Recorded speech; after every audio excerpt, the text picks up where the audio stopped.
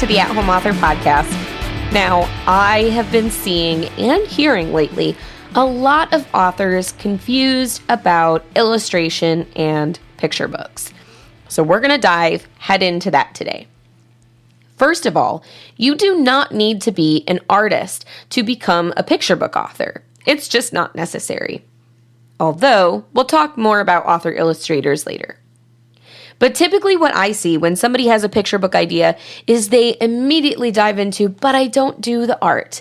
And then they go look for a friend or a family member, maybe a neighbor, who's really good at art to team up with them to get their children's book done.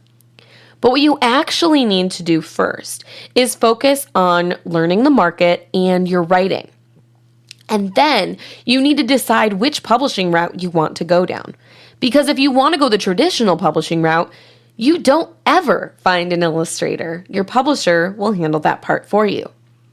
If you want to self-publish, on the other hand, you will want to work with an illustrator. But you're going to need to think through all of your options and be very careful if you're going to work with someone who does not have experience in book illustration or book design specifically. I learned that lesson the hard way. So what that means is that if you want to be traditionally published, all you really need to worry about is your own writing and your story.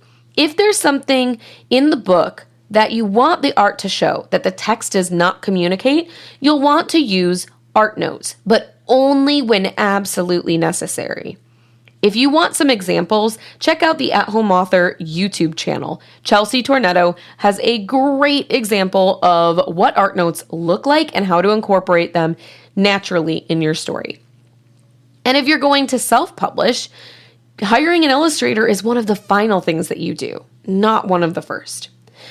You need to focus on that writing. Yes, I know I keep saying it, but first you need to focus on that writing. And then once that is polished and ready to go, you'll start ordering samples from different freelance illustrators. If you do want to work with a friend or a family member or something like that, you will want to make sure that you have an open conversation about compensation and that you have a contract in place, even though you have that personal connection. That way you avoid any hiccups later or any legal struggles. No one wants that. If you find that your artist does not have experience with children's book illustration, then what you'll want to do is find a professional formatter or book designer to work alongside your artist. The reason for that is pretty simple. You don't want to run into a situation where the artist has not left enough room for the text or hasn't understood how much bleed there needs to be or anything of that nature. Basically, if you don't think about those things in the moment, you could run into issues later, and that could result in you needing the entire book re-illustrated or certain scenes re-illustrated, and it will just be a lot more work on both of your parts.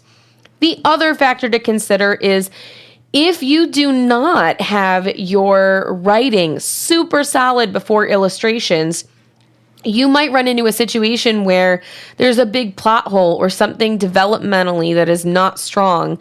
And if you already have the art done, the artist will have to redo all of that work. And so